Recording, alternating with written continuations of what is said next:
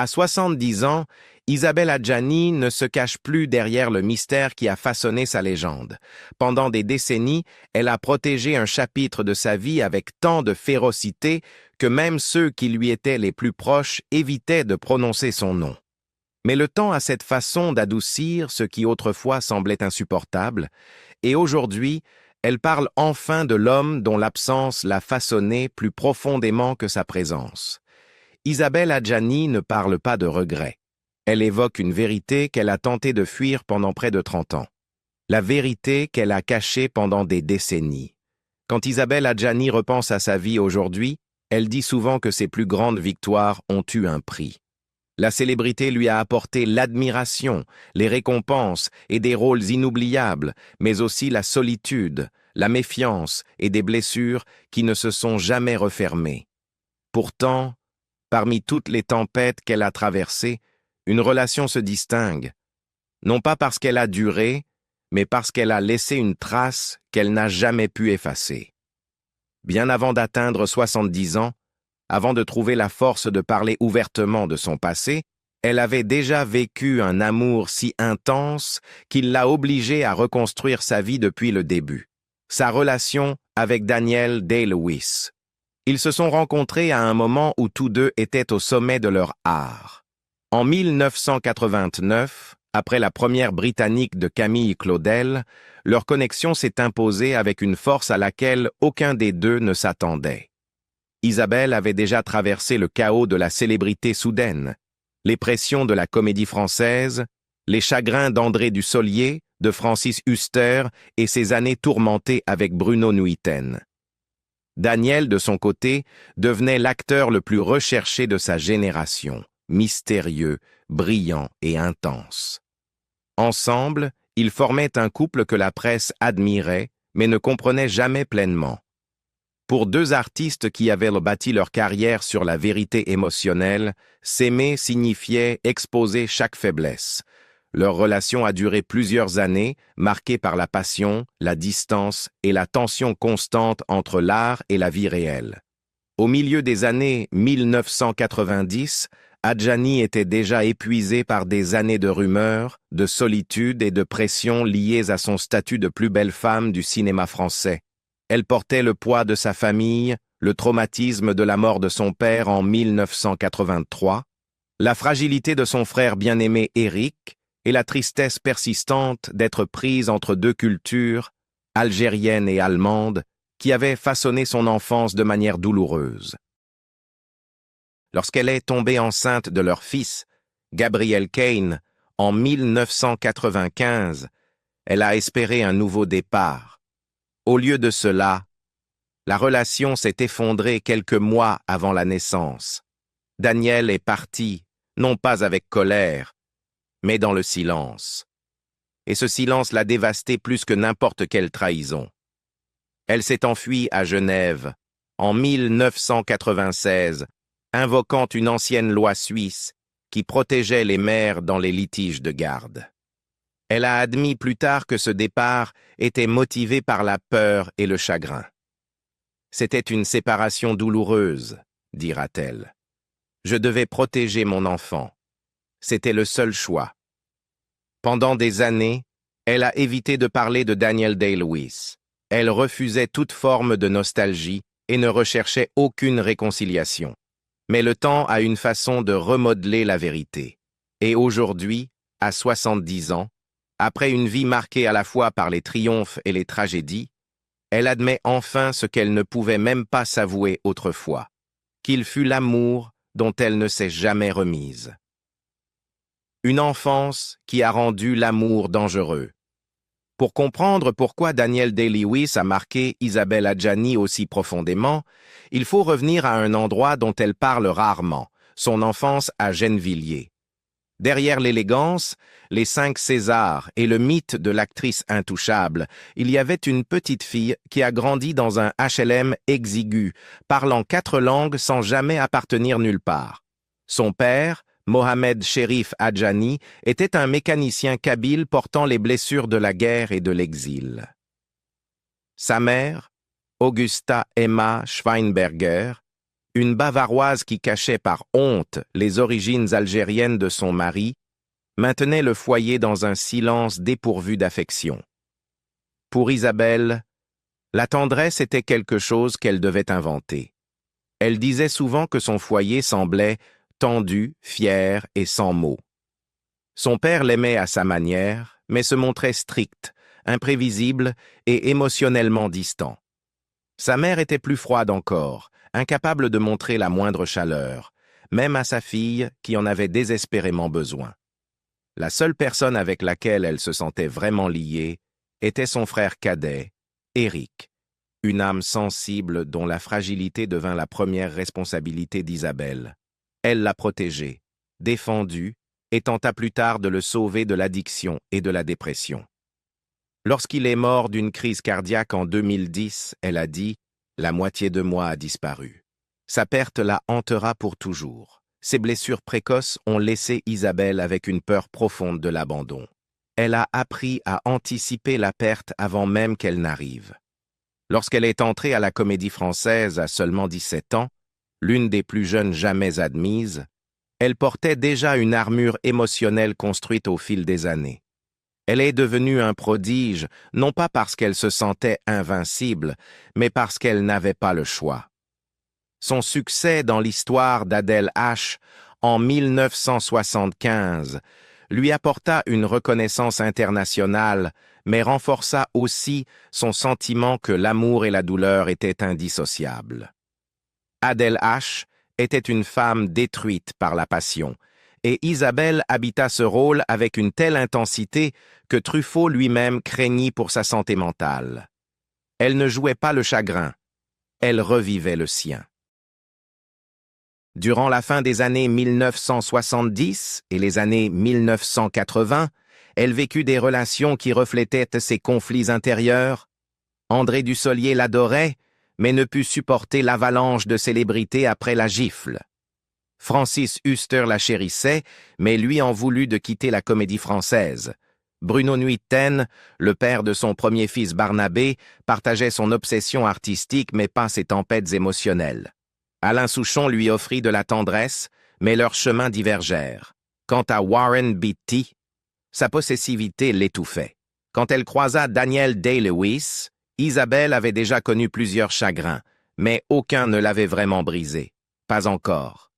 Daniel serait le premier homme avec qui elle pourrait imaginer un avenir, et le premier dont le départ briserait en elle quelque chose qui ne guérirait jamais tout à fait. L'amour qui a tout changé. Quand Isabelle Adjani rencontre Daniel Day-Lewis en 1989, elle est déjà une légende, mais une légende fragile, usée par les rumeurs, épuisée par la célébrité et hantée par la peur que l'amour soit quelque chose qu'elle soit destinée à perdre. Daniel, lui, entrait dans la décennie la plus brillante de sa carrière. Il était intense, imprévisible et magnétique, d'une manière que peu d'acteurs ont jamais atteinte. Leur première rencontre n'avait rien de cinématographique ni de préparé, seulement deux artistes reconnaissant en l'autre un feu familier. Cette étincelle devint rapidement un brasier. Le public voyait la beauté et le glamour, mais derrière des portes closes, leur relation évoluait sur une ligne de crête entre passion et douleur.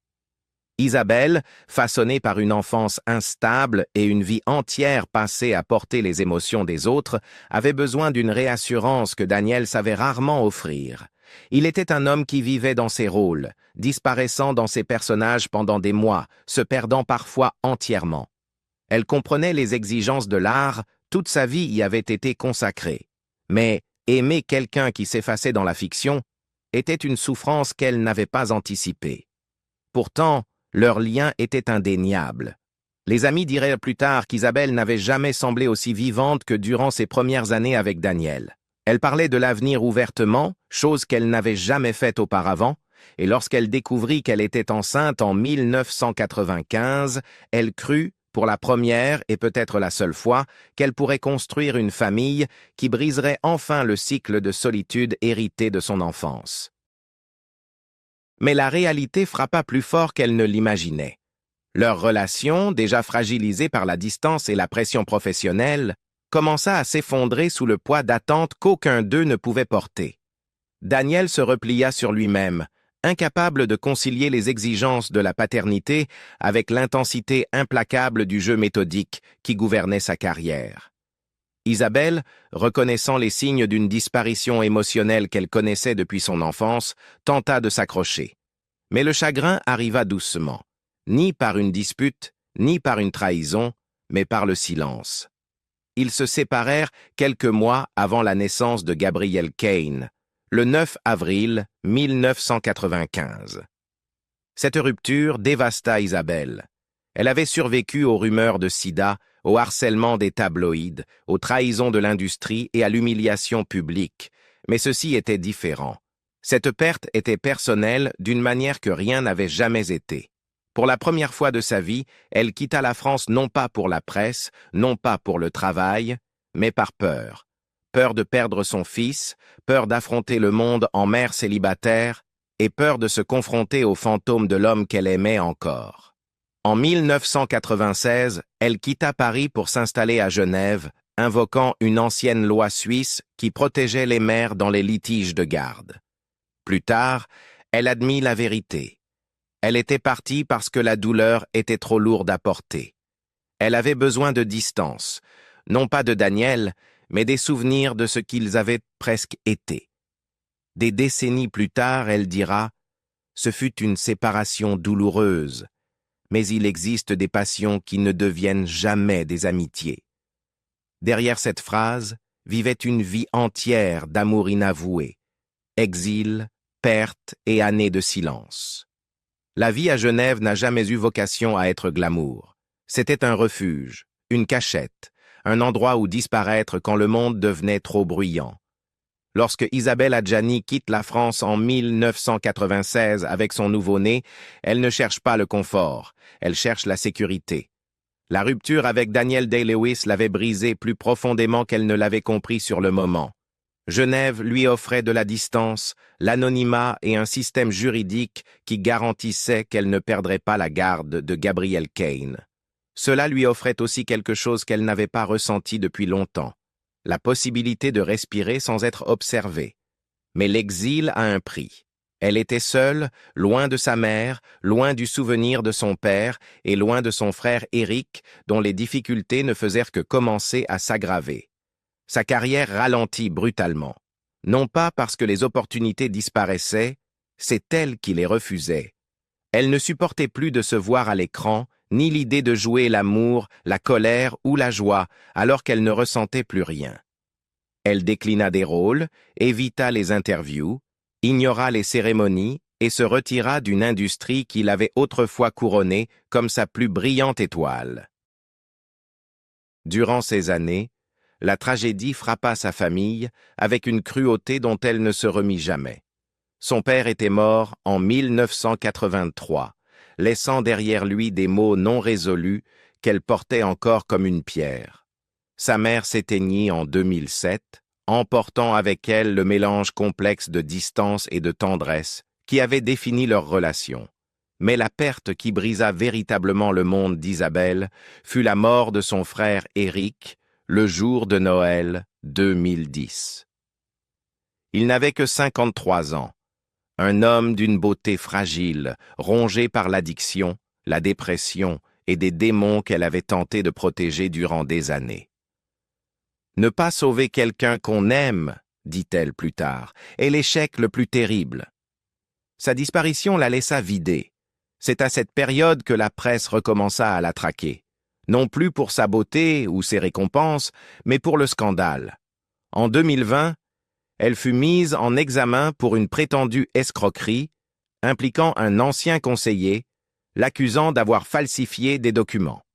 En 2023, elle comparaît devant le tribunal dans l'affaire des Panama Papers, accusée d'avoir dissimulé un don de 2 millions d'euros de l'homme d'affaires Mamadou Diagnan Ndiaye. Elle affirma qu'il s'agissait d'un prêt. Le verdict ? 2 ans de prison avec sursis et une amende de 250 000 euros. Elle fit appel, mais le mal était fait. Elle déclara calmement « Les gens oublient à quelle vitesse un mensonge peut vous détruire. » Durant ces années de lutte personnelle et publique, un nom ne franchit jamais ses lèvres, Danielle Day-Lewis.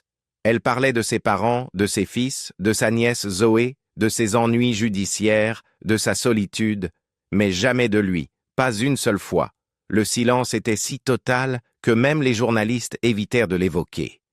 Comme si la relation avait été effacée de la mémoire collective. Mais elle ne l'était pas.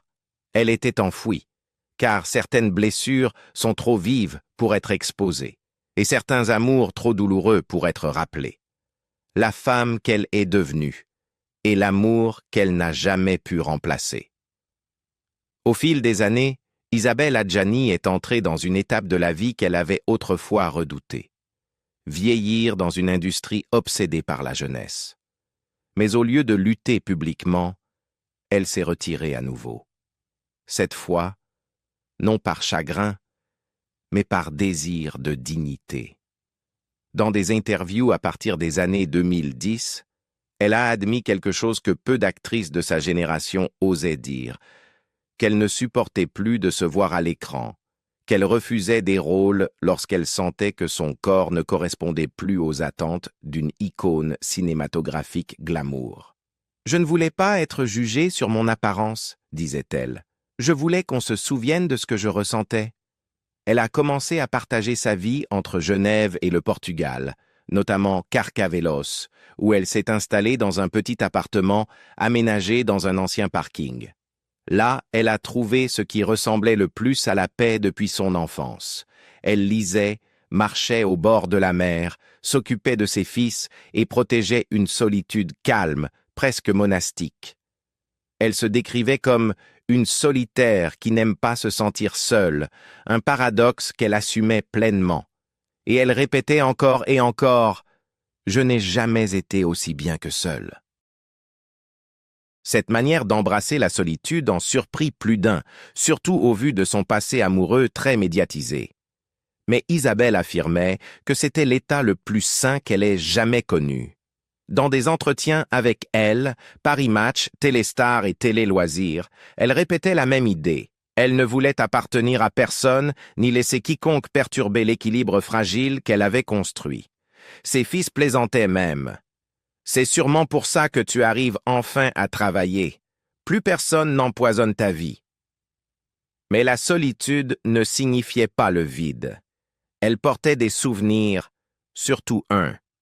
Lorsqu'en 2016, on lui demanda si elle entretenait une amitié avec Danielle Day-Lewis, elle répondit avec une honnêteté brutale qui surprit même l'intervieweur. « Les grandes passions ne deviennent pas de grandes amitiés. » C'était ce qu'elle avait dit de plus proche, à l'époque, d'un aveu sur la profondeur de cette relation. Mais elle gardait encore ses distances, se protégeant elle-même, le protégeant lui, protégeant l'histoire qu'ils avaient partagée. Pendant ce temps, ses fils devinrent les figures centrales de sa vie. Barnabé, son premier enfant avec Bruno Nuiten, poursuivait la musique avec une détermination tranquille. Gabriel Kane, le fils qu'elle avait eu avec Danielle Day-Lewis, suivait une voie entre musique et mode. Il parlait ouvertement de son identité mixte, de ses tourments et du poids émotionnel d'être le fils de deux géants. Pour Isabelle, il n'était pas seulement son enfant, il était la trace vivante d'un amour perdu et d'un chapitre qu'elle n'avait jamais complètement guéri. À l'approche de ses 70 ans, Adjani avait vécu plus de choses que la plupart des gens en plusieurs vies. Triomphe, chute, scandale, exil et renaissance. Pourtant, une vérité demeurait intacte, attendant le moment où elle serait enfin prête à l'affronter. La confession à 70 ans.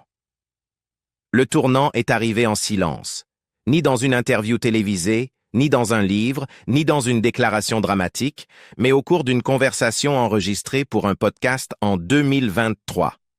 Isabelle Adjani, alors proche de ses 70 ans, s'est vue poser une question simple. Avait-elle déjà repoussé quelque chose qui aurait pu changer sa vie? La question se voulait anodine. Mais Isabelle s'est tue, assez longtemps pour que le silence devienne une réponse. Puis elle a parlé.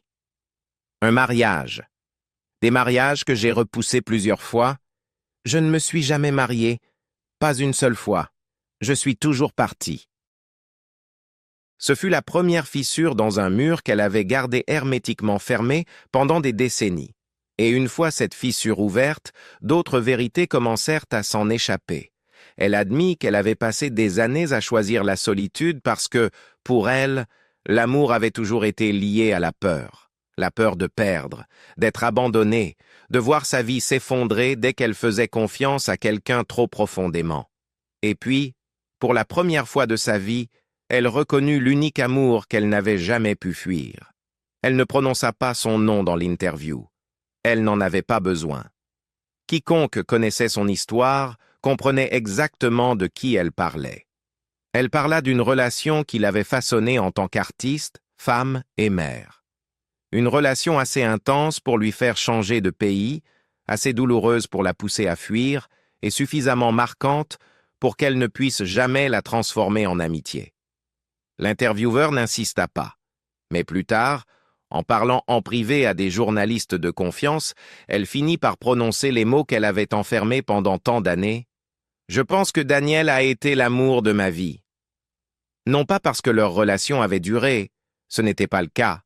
Non pas parce qu'ils avaient construit un foyer. Ils ne l'ont jamais fait. Mais parce qu'il était le seul homme avec lequel elle avait imaginé un avenir, le seul dont l'absence avait eu le goût d'une perte d'elle-même. Comme elle l'expliqua, l'amour ne se mesure ni en années, ni en stabilité, ni en déclaration publique. Il se mesure aux choses que l'on n'oublie jamais, aux choix que l'on fait pour se protéger et aux blessures que l'on passe sa vie à essayer de comprendre. Son départ pour Genève, son retrait du cinéma, les années de silence, tout cela était, en quelque sorte, l'écho de ce chagrin. Atteindre 70 ans lui apporta la clarté qu'elle avait évitée pendant la majeure partie de sa vie. Pendant des années, elle avait choisi la solitude parce qu'elle croyait qu'elle était plus sûre. Mais reconnaître Daniel Day-Lewis comme l'amour de sa vie n'avait rien d'un regret. C'était une honnêteté. Et l'honnêteté, à son âge, ressemblait à une forme de liberté. Elle vit désormais tranquillement entre la Suisse et le Portugal, consacrant son temps à ses fils, à sa nièce Zoé, à la lecture, à l'écriture et aux rares rôles qui parlent encore à son âme. Elle n'attend plus l'amour, ne le craint plus.